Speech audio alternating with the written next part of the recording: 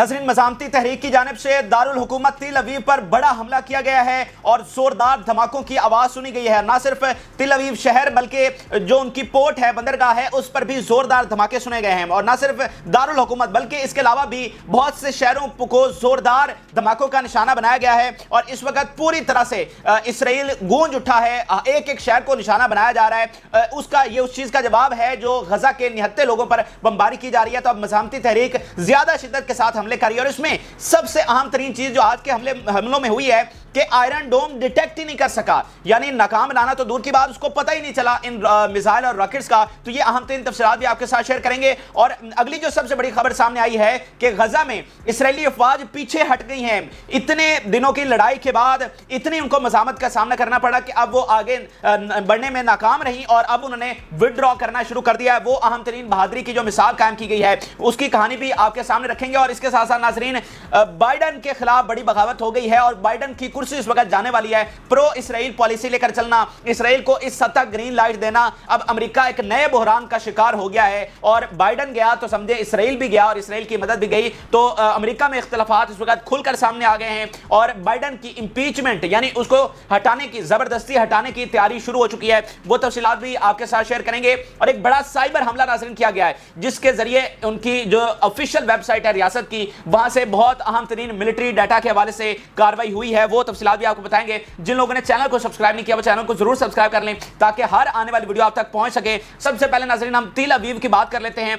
दारुल हुकूमत, बहुत बड़ा हमला इस वक्त तिल अवीव पर किया गया है और सबसे पहले इसराइली मीडिया ही ने इसको रिपोर्ट किया कि बहुत बड़े धमाके तिल अवीव में सुने गए हैं। और ना सिर्फ तिल अवीव में बल्कि इसकी जो बंदरगाह है उसको भी निशाना बनाया गया है और जोरदार धमाकों की आवाज वहां पर सुनी गई और इसको आयरन डोम मुकम्मल तौर पर नाकाम रहा इसको तबाह करने में। और इसमें सिर्फ ये मामला नहीं है बल्कि मामला इससे आगे बढ़ गया है कि आयरन डोम ने ना सिर्फ इनको तबाह करने में नाकाम रहा बल्कि वो इसको डिटेक्ट भी नहीं कर सका, यानी बिल्कुल सायरन्स भी नहीं बजे। जब भी कोई चीज, बेशक उनका कोई हवाई जहाज आए, आपका कोई रॉकेट या मिसाइल जब उनकी हवाई हुदूद में आता है तो सायरन बजना शुरू हो जाते हैं। उस सायरन के नतीजे में आपकी आवाम जो है वो उनको पता चल जाता है और वो महफूज पनागाहों में चली जाती है, हर कोई अपना बंदोबस्त कर लेता है। लेकिन आज जो नाज़रीन हमला हुआ है जो इसराइल के लिए सबसे बड़ी परेशानी है कि सायरन तक नहीं बजे, उनको पता ही नहीं चला कि हमला हो रहा है और एकदम से जोरदार धमाके सुने गए। तो आज ये इसराइल के लिए सबसे बड़ी परेशानी है कि इट्स मीन के मज़ामती तहरीक के पास ऐसे ऐसे मिसाइल और रॉकेट्स आ चुके हैं कि हमारा आयरन डोम उनको डिटेक्ट तक नहीं कर सकेगा। और आगे आगे जो जो जंग बढ़ेगी पता नहीं मज़ामती तहरीक के पास कौन कौन से मजीद हथियार मौजूद हैं। तो आज के इस हमले ने पूरी तरह से खौफ में मुब्तला कर दिया इसराइल को और जो आयरन डोम की नाकामी है वो और खुलकर सामने आई है। और ना सिर्फ तिल अवीव को निशाना बनाया गया बल्कि बहुत से इसराइल के दीगर इलाकों, खास तौर पर सेंट्रल इसराइल को निशाना बनाया गया है। खुद इसराइली मीडिया ने पहले रिपोर्ट किया कि स्ट्रॉन्ग एक्सप्लोजन्स जो हैं वो सुने गए हैं सेंट्रल इसराइल में। और इसमें दिलचस्प बात ये हुई कि पहले इसराइली मीडिया ने ये रिपोर्ट किया कि तिल अवीव में, बंदरगाह पर, सेंट्रल इसराइल में पूरी तरह से लरज उठा है इसराइल। और उसके चंद मिनट बाद खुद मज़ामती तहरीक ने बयान जारी किया और ये आप देखिए, उन्होंने कहा कि हम we bombed Tel Aviv with missile barrage in response to killing of Palestine civilians, कि जो निहत्ते लोगों को ये शहीद कर रहे हैं उसके जवाब में आज हमने इतनी ज्यादा तादाद में मिसाइल दागे हैं और वो मिसाइल इन पर फायर किए गए हैं कि ये इनको डिटेक्ट तक नहीं कर सके और कोई जंगी सायरन नहीं बजे।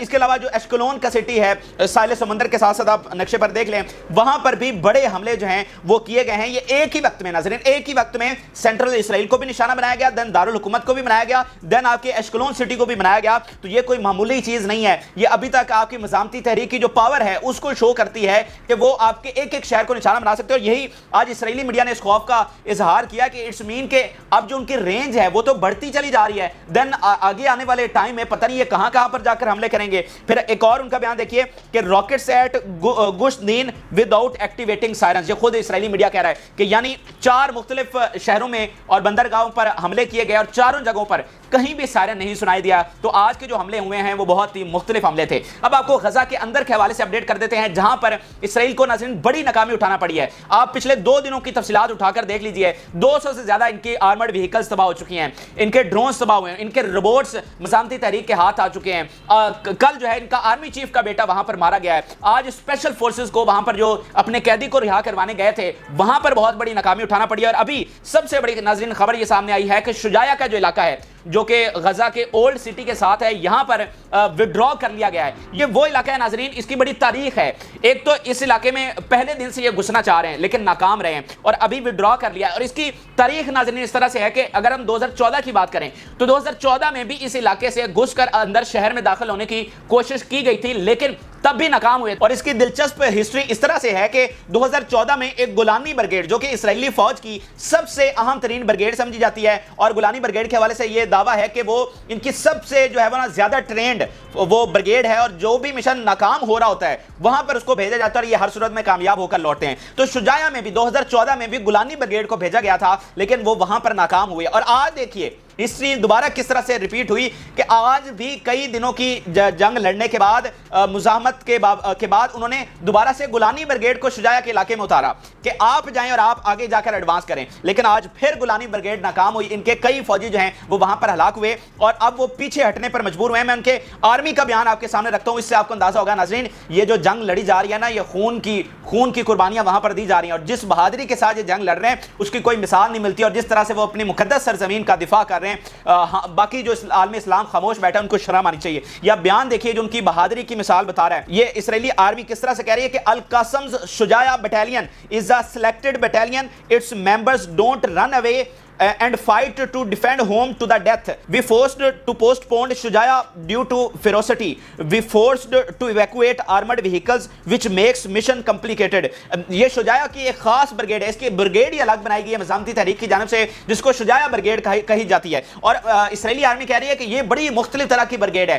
یہ والے جو ہیں وہ دوڑتے نہیں ہیں، دوڑتے باقی بھی نہیں ہیں، لیکن کیونکہ ان کا سامنا ان سے ہوا ہے تو وہ کہتے ہیں یہ بالکل بھاگتے نہیں ہیں، یہ اپنے وطن کا دفاع کرتے ہیں ٹل ڈیتھ، موت یہ قبول کر لیتے ہیں لیکن بھاگنا قبول نہیں کرتے۔ اور اتنی ہمیں مزاحمت ہوئی کہ ہمیں پیچھے ہٹنا پڑا، پوسٹ پون کرنا پڑا یہ آپریشن، اور ہمیں آرمڈ وہیکلز پیچھے نکالنا پڑی کیونکہ تباہی یہاں پر اتنی ہو رہی تھی، تو آرمڈ وہیکلز پیچھے نکالی تو یہ آپریشن اور بھی مشکل ہو گیا۔ یعنی وہ جب ٹینکس اور آرمڈ وہیکلز کے ساتھ اندر داخل نہیں ہو سکتے تو زمینی کیسے داخل ہوں گے؟ وہ اتنے اینٹی ٹینک میزائل فائر کرتے ہیں کہ ان کی بچت ہے ہی نہیں۔ اب یہ بھی تھوڑا سا سمجھ لیں کہ یہ شجاعہ اتنا امپورٹنٹ کیوں ہے ناظرین۔ اس کے ساتھ آپ دیکھیں گے اولڈ سٹی کو بالکل ساتھ ہے، اگر آپ یہاں سے اندر انٹر کر جاتے ہیں دین آپ کو ایک بڑی اچھی پوزیشن مل جاتی ہے مین جو غزہ سٹی ہے اس میں انٹر ہونے کے لیے۔ تو آپ یہاں سے انٹر ہو گئے تو مین آپ نے غزہ سٹی کے اندر انٹرنس حاصل کر لی، تو یہاں پر سب سے بڑی لڑائی لڑی گئی ہے لیکن ان کو ناکامی اٹھانا پڑی ہے۔ اس کے علاوہ جو دوسرے بڑے حملے جاری ہیں ان کی تفصیلات بھی آپ کے سامنے رکھتا ہوں۔ الجزیرہ نے اس کو کس طرح سے رپورٹ کیا اور آپ کو اندازہ ہوگا آپ کو کہ یہ کتنی خونخوار جنگ ہے اور کس طرح سے یہ جنگ بہادری سے لڑی جا رہی ہے۔ یہ آپ دیکھیے کہ we are engaged in clashes with enemy using machine guns, anti-armor shells on front lines of Khan Yunis. Front line پر وہ کہہ رہے ہیں کہ لڑ رہے ہیں اور اینٹی آرمر شیلز بھی استعمال کر رہے ہیں اور مشین گنز بھی استعمال کر رہے ہیں۔ We destroyed military vehicles with tandem shells. تو یہ مختلف علاقوں میں جناب پوری مزاحمتی تحریک اپنی جدوجہد کر رہی ہے اور ان کو ایک انچ بھی ابھی تک نہیں لینے دیا، بالکل آگے وہ ایڈوانس نہیں کر سکے۔ دوبارہ سے انہوں نے فرعون بن کر پھر جنگ شروع کی لیکن دوبارہ بھی ان کو ناکامی اٹھانا پڑی ہے۔ اس کے علاوہ ناظرین ایک اور بڑی دلچسپ چیز میں نے آپ کے سامنے رکھنی ہے۔ آج جو ایک بڑا اسپیشل آپریشن کی جانب سے ناکام آپریشن کیا گیا تھا جس میں بڑی ناکامی ان کو اٹھانا پڑی، ان کے اپنے بھی فوجی ہلاک ہو گئے اور جس یہ جنگی قیدی فوجی کو یہ چھڑانے گئے تھے وہ بھی ہلاک ہو گیا۔ تو اسی طرح کا ایک واقعہ بیک ان 1994 میں بھی ملتا ہے۔ یہ بڑا زبردست ایک کمپیریزن میں آپ کے سامنے رکھنے جا رہا ہوں، یہ ایک جس سے آپ کو اندازہ ہوگا جنگ میں ان کمپیریزن کے تب بھی ان کو ناکامی ہوئی تھی اور آج بھی ناکامی ہوئی، اور یہ ایک بزدل اور گھٹیا فوج ہے جو کہ صرف بچوں اور عورتوں کے ساتھ لڑتی ہے، اصلی فائٹر سے لڑنے کی ان کی جرات نہیں ہے۔ یہ دیکھیے کہ 1994 میں بھی ایسا ہی منظر پیش آیا جب قابض فوج نے اس جگہ پر دھاوا بول دیا جہاں صہیونی فوجی واچس مین کو آزاد کرانے کی کوشش میں پکڑا گیا تھا۔ اس کے نتیجے میں پکڑے گئے سپاہی کی ہلاکت، سٹارمنگ یونٹ کے کمانڈر کی ہلاکت اور باقی فورس کے زخمی ہونے کا سبب بنا۔ یہ درست ہے کہ نتن یاہو تبادلے کے معاہدے کرنے کی بجائے قیدیوں کو قتل کرنے کو ترجیح دیتا ہے جس میں وہ مزاحمت کی شرائط کے سامنے سر تسلیم خم کرتا ہے، لیکن قابض آج کی ناکام کوششیں سمجھ جائے گا کہ اس معاہدے سے فرار کا کوئی راستہ نہیں۔ جیلوں کو سفید کرنے سے فرار اور مزاحمت کے سامنے سر تسلیم خم کرنے سے کوئی فرار حاصل نہیں۔ اب یہ آپ کو بات سمجھنا بہت ضروری ہے کہ نتن یاہو کا پولیٹیکل سروائیول یہ ہے کہ اگر جنگ جاری رہتی ہے اور اس کو کوئی سروکار نہیں اپنے سیویلینز لینے سے، اپنے فوجی واپس لینے سے، اپنے قیدی واپس لینے سے، جو پہلا بھی اس نے معاہدہ کیا ہے वो बेचारा ट्रैप ही इतना हो गया था, इधर गजा में नाकामी अलग हो रही थी, आलमी प्रेशर अलग था, डोमेस्टिक प्रेशर अलग था, तो उसने इसीलिए वो प्रिजनर एक्सचेंज डील को कबूल किया, लेकिन वो बिल्कुल नहीं चाहता। लेकिन अब दोबारा सूरत हाल वहीं पर जा रही है जो आज उनको नाकामी उठाना पड़ी है। देखे ना कि इनके ऑपरेशन की वजह से वो फौजी मारा गया इनका अपना, तो इस वक्त पूरे इसराइल में शदीद तनकीद नेतन्याहू पर हो रही है। तो ये जो नया प्रेशर डेवलप हुआ है कि तुम इतने बेशर्म हो कि तुम अपने लोगों को मरवा रहे हो, तो ये चीज उसको दोबारा प्रिजनर एक्सचेंज डील की तरफ लेकर जाएगी जो फलस्तीन की सबसे बड़ी फतह है। तो ये एक अहम तरीन चीज मैं आपके सामने रखी। अब मैं आपको बाइडन के हवाले से नाज़रीन अपडेट करता हूं। बाइडन इस वक्त मुसलसल मुश्किल में है और बगावत बाइडन के खिलाफ पहले हो चुकी है, वहां के अवाम, वहां का मीडिया उसके खिलाफ हो चुका है। कल इंटरनीज की जानिब से लेटर लिखा गया था बाइडन को कि फिल फॉर सीज फायर करो, और अगर तुमने हमारी बात नहीं मानी तो हम याद रखेंगे, हम आज के डिसीजन मेकर नहीं हैं लेकिन कल के जरूर होंगे, इसीलिए हमें ये चीजें भूलेंगी नहीं। तो पूरी तरह से बगावत हो चुकी है। जो सर्वे सामने आए हैं, लोएस्ट लेवल पर पॉपुलैरिटी है इस वक्त बाइडन की, तो वहां पर भी वो अवाम और मीडिया उसके खिलाफ हो चुका है। अब उससे भी नाज़रीन अगली बात होगी, अब प्रैक्टिकल मजीद एक्शन इस वक्त बाइडन के खिलाफ हो गया है, उसकी इंपीचमेंट होने वाली है। इंपीचमेंट नाज़रीन कहते हैं उसको, जैसे आप नो कॉन्फिडेंस मोशन एक तरह से समझ लें, यानी उसको निकालना, जबरदस्ती निकालना वहां से, तो इसको अमेरिका में इंपीचमेंट कहा जाता है। जब भी किसी सदर को उसके टेन्योर से पहले निकालना हो तो सेनेट में और आपके हाउस ऑफ रिप्रेजेंटेटिव में वोटिंग होती है, जिसके बाद उसको निकाला जाता है। तो अब रिपब्लिकन ये करारदाद लेकर आए हैं जिस पर वोटिंग होने जा रही है कि बाइडन की इंपीचमेंट के हवाले से। और ये चीज गजा के हवाले से इंपॉर्टेंट क्यों है, इसराइल को इसका नुकसान क्यों है? देखिए नाज़रीन, आप पिछले 75 साल उठाकर देख लें, जब भी इसराइल पर मुश्किल वक्त आया तो अमेरिका उसके साथ खड़ा रहा। लेकिन अमेरिका किस तरह से खड़ा रहा? अमेरिका को ना कोई फाइनेंशियल क्राइसिस था, ना कोई लीडरशिप का क्राइसिस था, और ना उनमें इख्तलाफात थे। अब से पहले इसराइल की मदद करने में कोई दो राय नहीं थी, बस एक ही राय थी कि हर सूरत इसराइल को बचाना है और उसकी मदद करनी है। अब वहां पर इख्तलाफात है। आपने देखा नहीं, जो कल वोटिंग हुई और इसको जो $106 बिलियन की इमदाद मिलने वाली थी वो रद्द कर दी गई। ये तारीख में पहली बार हुआ है। तो वहां के आपकी कांग्रेस खिलाफ है, आपका मीडिया खिलाफ है, आपकी पब्लिक खिलाफ है, आपकी इकलौती हिमायती आपकी हुकूमत है, आपका बाइडन है। तो बाइडन पर जब इतनी तलवार लटक रही होगी, जब उसकी अपनी इंपीचमेंट का खतरा होगा, जब उसको पता ही नहीं है कि उसकी कुर्सी बचने वाली है या नहीं, तो वो कुर्सी की फिक्र करेगा या इसराइल की फिक्र करेगा?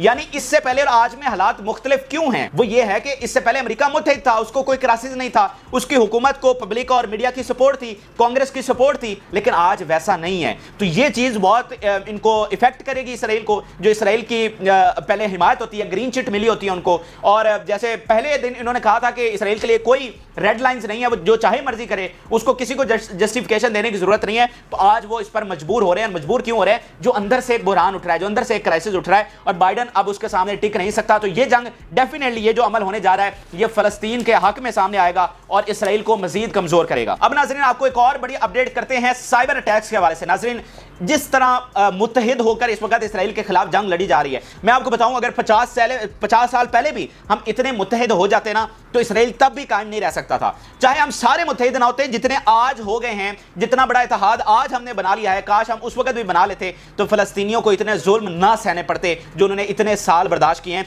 लेकिन अब ईरान के बैनर तले नाज़रीन जो कुछ हो रहा है वो बहुत ही तारीख साज है, वो तारीख का धारा बदल रहा है। ईरान के बैनर तले आपका यमन, आपका लेबनान, आपका सीरिया, आपका इराक खड़े हुए हैं, और वो पूरी तरह से इसराइल को डंड डाल रहे हैं। और इसराइल खुद अब ये तस्लीम करने पर मजबूर हो गया है कि जो कुछ इस वक्त हो रहा है ये उनके अपने वजूद को ले डूबेगा। अब ये वो जंग नहीं है कि गजा में हार गए तो चुप करके बैठ जाएंगे और हमारी हुकूमत तब भी जारी रहेगी, हमारा कब्जा तब भी जारी रहेगा। ये ऐसी जंग नहीं है। अब के हारे तो फिर आपकी यहां से छुट्टी हो जाएगी, आप फिर यहां रहने के काबिल नहीं होंगे। और इसमें नाज़रीन हर एक अपना किरदार अदा कर रहा है। मिसाल के तौर पर जो सबसे एक अहम तरीन किरदार अदा किया जा रहा है वो साइबर अटैक्स का है। चाहे ईरानी हैकर्स हों या यूरोप में बैठा कोई फलस्तीन का हिमायती हैकर हो या फिर रशियन हैकर्स हों, पूरी दुनिया से साइबर अटैक्स इस वक्त इसराइल पर किए जा रहे हैं और इसराइल इन सारे साइबर अटैक्स का सामना नहीं कर पा रहा। यानी अगर ये सिर्फ कोई एक मुल्क से किए जा रहे होते, मिसाल के तौर पर अगर सिर्फ ईरान से किए जा रहे होते तो शायद वो उसका सामना कर लेता, लेकिन ये पूरी दुनिया से साइबर अटैक्स उस पर किए जा रहे हैं और इतना ज्यादा नुकसान हो रहा है उसका,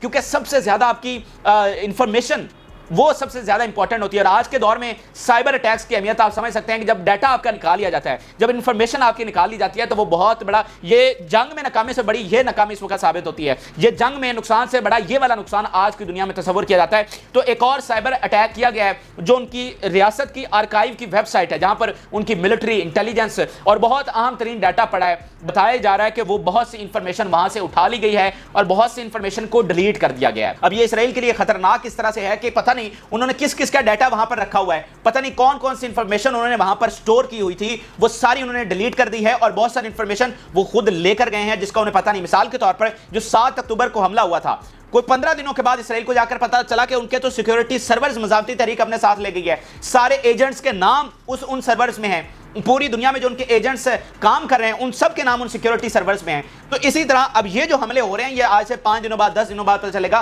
कि कौन कौन सी इंफॉर्मेशन उनके पास पहुंची हुई है। तो ये हमले जो हैं वो भी पूरी तरह से इसराइल को नुकसान पहुंचा रहे हैं। तो नाज़रीन मैं आपको बता रहा हूं, इसराइल आज से पहले इस मुश्किल में कभी भी नहीं फंसा। इसराइल को पूरी तरह से नाज़रीन दबोच लिया गया है। आज यूरोप उससे पीछे हट चुका है, आज अमेरिका पूरी तरह से उसके साथ खड़ा नहीं हो सकता। आपको मैं एक बयान सामने रखता हूं, आपको अंदाजा होगा कि मामलात किस हद तक जा चुके हैं। अमेरिका अपना इक़्तिदार किस तरह से दुनिया से खो रहा है। सेक्रेटरी ऑफ डिफेंस, अभी उनकी मीटिंग हुई जो काउंसिल मेंबर्स हैं यानी कांग्रेस के, और उन्होंने कहा, ये धमकी दी सिक्योरिटी सेक्रेटरी ऑफ डिफेंस ने कि अगर तुम इमदाद पास नहीं करोगे इसराइल और यूक्रेन के लिए, खास तौर पर यूक्रेन के लिए, तो फिर हम तुम्हारे अंकल्स, तुम्हारे कजन्स, तुम्हारे बच्चों को, तुम्हारे रिश्तेदारों को वहां लड़ने के लिए भेज देंगे। इस वक्त ये हालात हो चुके हैं, यानी पूरी तरह से पागल हुआ है अमेरिका भी। उनको भी समझ नहीं आ रही कि इस सिचुएशन से हम निकले कैसे। एक मार्च यूक्रेन का खुला हुआ है, एक ताइवान उधर चाइना ताइवान के खिलाफ खोलने जा रहा है, एक वेनेजुएला खोलने जा रहा है, एक गजा की जंग है। वो भाई कहां पर लड़े, और वो आप बयान देने पर मजबूर हुए हैं कि तुम पैसे नहीं दोगे, इमदाद रोकोगे तो हम तुम्हारे बच्चों को भेजेंगे। यानी इट्स मीन आप देखिएगा कि सेक्रेटरी ऑफ डिफेंस को आप अगले हफ्ते में फारिग होता हुआ देखेंगे, क्योंकि ये कोई पाकिस्तान तो है नहीं, ये अमेरिका है। तो जो बयान उसका आप सामने आया, आप देखना इसके साथ होती क्या है। तो ये हालात इस वक्त हो चुके हैं। इसराइल तो इसराइल रह गया, अमेरिका वो खिलाड़ का शिकार है। उसको समझ नहीं आ रही कि अब यहां से हमने जीतना कैसे, अपनी हेजेमनी कायम कैसे रखनी है। तो ये जंग रिवायती जंग नहीं है, इस जंग के स्टेक्स नाज़रीन बहुत हाई हैं, ठीक है ना। यहां से नया वर्ल्ड ऑर्डर और नई दुनिया बनती हुई नजर आ रही है, और इसमें गजा की जंग बुनियादी किरदार अदा कर रही है। तो ये नाज़रीन अहम तरीन हकायक थे जो कि आपके सामने रखे। आप अपनी राय से जरूर आगा करें, और जिन लोगों ने चैनल को सब्सक्राइब नहीं किया वो चैनल को जरूर सब्सक्राइब करने की इजाज़त।